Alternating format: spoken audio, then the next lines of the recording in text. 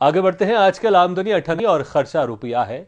ऐसे में एक गरीब घर के बच्चे को उच्च शिक्षा तो दूर, शिक्षा ही मिल जाए तो बहुत बड़ी बात होगी। पढ़ाई के अलावा तरह तरह के शुल्कों का बोझ एक गरीब परिवार के लिए उसे कर्ज के समान है जिसे कभी चुकाया नहीं जा सकता। और इसी के साथ टूटती है उम्मीदें उस पिता की जो अपने बच्चों को बेहतर शिक्षा देना चाहते हैं। खबर टीकमगढ़ जिले से है, जहां के पुष्पा हाई स्कूल में छात्रा के मजबूर माता पिता फीस जमा करने के लिए कुछ दिनों की मोहलत मांगने पहुंचे थे। उनका कहना था कि उनकी बेटी को प्री बोर्ड की परीक्षा देने दी जाए, जिसके बाद वो जल्दी फीस जमा करा देंगे। लेकिन पीड़ित माता पिता का आरोप है कि उनकी एक बात भी नहीं सुनी गई और तमाम अपशब्द बोले गए। उन्हें मारपीट करते हुए स्कूल से निकाल दिया गया, जिसकी शिकायत लेकर पीड़ित पुलिस के पास कोतवाली थाने पहुंचे। लेकिन वहां बैठे साहब ने कार्रवाई करने की जगह राजीनामा करने का दबाव बनाया और जबरदस्ती पीड़ित के हस्ताक्षर ले लिए गए। वहीं इस मामले को लेकर विधायक राहुल सिंह लोधी का कहना है कि मामला मेरे संज्ञान में आया है, मामले की जांच कराकर दोषियों के खिलाफ कड़ी कार्रवाई की जाएगी। अब भले ही सरकार बेटियों को पढ़ाने लिखाने की बात करती हो, लेकिन यहां बिटिया उस स्कूल में कैसे जाए जहां उसके पिता को धक्के मारकर निकाल दिया गया हो।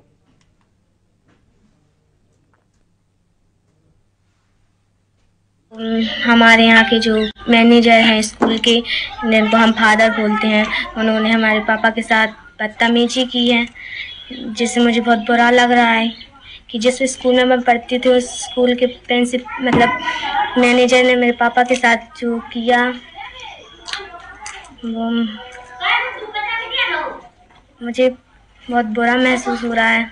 और मैंने जैसे मुझे लगा कि जे भी कुछ बदसलूकी करेंगे, तो मैंने एक वीडियो बनाने का प्रयास किया, तो सीधा वो मेरी पत्नी का गला पकड़ने आ गए मैनेजर। मुझे मारने के लिए। तो मेरी पत्नी ने उनको थोड़ा सा रोक दिया। तो फिर मैंने उसकी शिकायत कोतवाली थाने में की, तो वहां पर भी मुझे उल्टा प्रेशर डाल के और एक जबरदस्ती हस्ताक्षर करवा लिए राजीनामा के। वहां भी मेरी नहीं सुनी गई।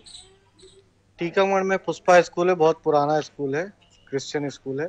वहाँ का मामला है, हमारी विधानसभा की सुखवती अहिरवार हैं, पढ़ी लिखी महिला हैं, इनके साथ वहाँ पुष्पा स्कूल में बदतमीजी हुई थी। हमारे सूरजपुर गांव के निवासी हैं लोग। मेरे संज्ञान में आया है मामला। अब मैं उसकी पूरी जांच करवाता हूं, और अगर दोषी हैं वो पुष्पा स्कूल के जो भी संचालक हैं, तो उनके ऊपर कठोर से कठोर कार्रवाई होगी। वाकई बड़ा दुख होता है कि शिक्षा का मंदिर कहे जाने वाले स्कूल अब एक व्यापारिक संगठन बन गया है। वो अपने मुनाफे के चलते मासूम को भी मारने से गुरेज नहीं करते हैं, मासूम की पढ़ाई का नुकसान हो जाए उससे भी गुरेज नहीं करते हैं। इस खबर पर ज्यादा जानकारी के लिए सीधे चलते हैं टीकमगढ़, हमारे संवाददाता हेमंत शर्मा के पास। हेमंत, शिक्षा के स्कूल में, शिक्षा के मंदिर में जहां पर एक बच्ची पढ़ने जाती है, जिस तरह से अभी कोरोना की तीसरी लहर शुरू हो गई, पिछले 2 साल से कोरोना के कारण कई लोगों को पैसों की परेशानी हो रही है। एक माता पिता जाते हैं स्कूल में, वहां के जो प्रिंसिपल है, टीचर है, उनसे गुहार लगाने कि आप कुछ समय की मोहलत दे दीजिए मुझे, मैं कुछ समय बाद पैसे जमा कर दूंगा, लेकिन मेरी बच्ची को आप एग्जाम में बैठने दीजिए। लेकिन शिक्षा का मंदिर ऐसा लगता है अब एक व्यापारिक संगठन बन गया है। वो सिर्फ अपना मुनाफा और लॉस के चक्कर में पड़ा रहता है। वो बिल्कुल भागीरथ, बताना चाहूंगा बड़ा ही गंभीर मामला है, और इस मामले को सुनकर बड़ा ही दुख होता है कि आखिर शिक्षा किस तरीके से पूरे देश में अब व्यापार बन चुकी है।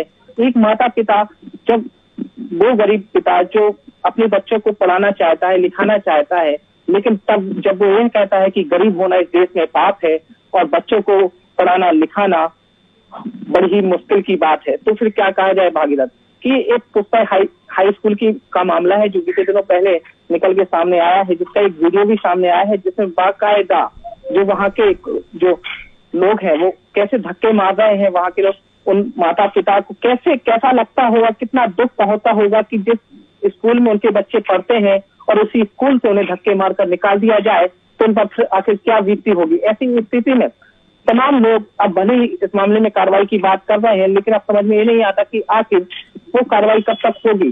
जैसे ही इस मामले को लेकर वो थाने की शिकायत लेकर पहुंचते हैं, शिकायत के बाद वहां भी उन्हें कोई न्याय नहीं मिलता, उस पर कोई खास कार्रवाई की बात नहीं निकलती है। हद तो तब हो जाती है जो कार्रवाई करने वाले ही राजीनामा करवाने की बात उनसे कह दें कि राजीनामा का दबाव बनाते हुए नजर आए, तो बड़ा ही गंभीर विषय हो जाता है भागीरथ।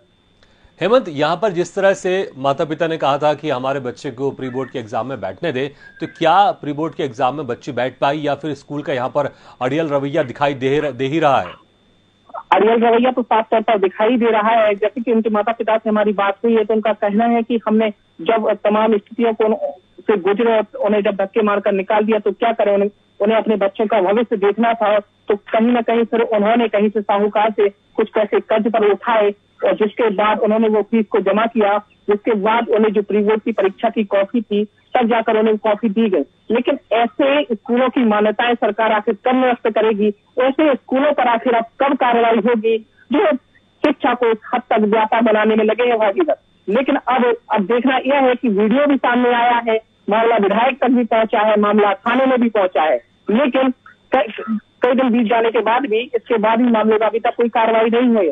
जब हम उस परिवार के पास पहुंचे, परिवार टीकमगढ़ के बल्देगढ़ में आने वाले सूरजपुर गांव में रहता है, जब उस परिवार के पास पहुंचे, उस बिटिया के दर्द को हमने सुना तो वो दर्द देखकर हमारी भी आंखों में आंसू आ जाते हैं। जब वो बिटिया कहती है कि उस स्कूल में हम क्या नहीं लेकर जाए जहां पर हमारे पिता को धक्के मारकर निकाल दिया है भागीरथ।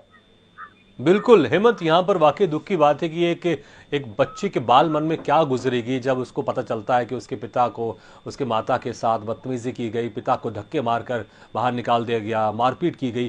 प्रशासन की तरफ से लगातार स्कूलों को यह दिशा निर्देश देते रहे कि इस समय जब कोरोना काल चल रहा है, इस समय कोई भी स्कूल माता पिता के साथ जबरदस्ती ना करें फीस को लेकर। अगर किसी के साथ कोई फाइनेंशियल प्रॉब्लम है तो समय दें, इस तरह की चीजें ना करें। लेकिन उसके बाद भी जो प्रशासन का जो दिशा निर्देश है, क्या उसका असर उसका असर यहाँ पर स्कूल प्रबंधन पर दिखाई नहीं देता है? बिल्कुल साफ तौर पर अगर सरकारों की नीतियों की बात की जाए, गाइडलाइंस की बात की जाए, योजनाओं की बात की जाए, तो सरकार की योजनाएं तो यहाँ तक है कि जो ऐसे गरीब परिवार हैं उनको बेहतर स्कूलों में बेहतर शिक्षा वो भी फ्री में दी जाए। लेकिन आखिर वो फ्री शिक्षा, वो बेहतर शिक्षा आखिर उन गरीबों तक नहीं पहुंचती, क्योंकि इनके लिए जो शिक्षा के मंदिर है बड़े बड़े, जब वो व्यापार बन चुके हैं, वहां पर शिक्षा नहीं, इस तरीके की बदसलूकी की जाती है, इस तरीके की घटनाएं निकल के सामने आती है। इसके बाद भी तमाम सरकारें नियम ही बनाने में लगी रहती है। आखिरकार सरकार तमाम योजनाओं के साथ इन पर मॉनिटरिंग भी सख्त करे, इन पर कार्रवाई भी सख्त करे, तो आखिर भागीरथ ऐसी घटनाएं निकलकर सामने नहीं आएंगी। बिल्कुल हेमंत, कार्रवाई करनी चाहिए और सख्त कार्रवाई करनी चाहिए। हेमंत, एक आखिरी सवाल ये आपसे भी करना चाहेंगे कि जब स्वदेश न्यूज ने इस मामले को उठाया, इस मामले को हम प्रमुखता से उठा रहे हैं, तो जब आप जिम्मेदारों के पास गया, उनसे आपने बातचीत की, तो क्या कुछ कहना है? विधायक साहब का क्या कुछ कहना है? पुलिस प्रशासन की तरफ से क्या कुछ कहना है? स्कूल प्रबंधन की तरफ से क्या कुछ कहना है अब इस पूरे मामले में? स्कूल प्रबंधन के पास हमने पहुंचने की कोशिश की, लेकिन कहीं ना कहीं उनसे हमारा मिलना नहीं हो पाया, क्योंकि हमें स्कूल में अंदर जाने की अनुमति ही नहीं मिली। वहां से हमें बाहर से ही हमें लौटना पड़ा। फिर जब हम इस पूरे मामले में स्वदेश न्यूज ने पहल की और मामले को लेकर हम विधायक के पास पहुंचे, तो विधायक राहुल सिंह लोधी का साफ तौर पर कहना था कि वो लोग हमारी विधानसभा के हैं और अगर इनके साथ तनिक भी अन्याय हुआ है, अगर वो स्कूल प्रबंधन थोड़ा भी दोषी है, तो पूरे मामले में हम जांच करवाएंगे, मामले में कार्रवाई भी करवाएंगे। आज तक कितने इस स्कूल में घोटाले होते हैं गरीबों की शिक्षा को लेकर, पूरे मामले में 5 साल की बारी से हर मामले की जांच करवाई जाएगी आगे। बिल्कुल जांच करवानी चाहिए। और जिस तरह का मामला अगर पाया जाता है, जिस तरह से बात यहाँ पर सामने रही कि एक बच्ची को उसके अधिकार से वंचित किया जा रहा है, वो भी सिर्फ महज कुछ चंद पैसों की खातिर। हेमंत, बहुत बहुत शुक्रिया इस तमाम जानकारी के लिए। तो वाकई दुख होता है जब एक छोटी सी बच्ची, जब प्रदेश में बेटी बचाओ बेटी पढ़ाओ का अभियान चल रहा है, दूसरी तरफ एक बेटी पढ़ना चाहती है, लेकिन स्कूल प्रबंधन चंद पैसों के खातिर उस बच्ची को पढ़ने नहीं देते हैं और माता पिता को मजबूर होकर कुछ पैसे उधार लेने पड़ते हैं ताकि उसकी बच्ची की जो पढ़ाई है वो कंटिन्यू हो सके। आगे बढ़ते हैं। भोपाल सांसद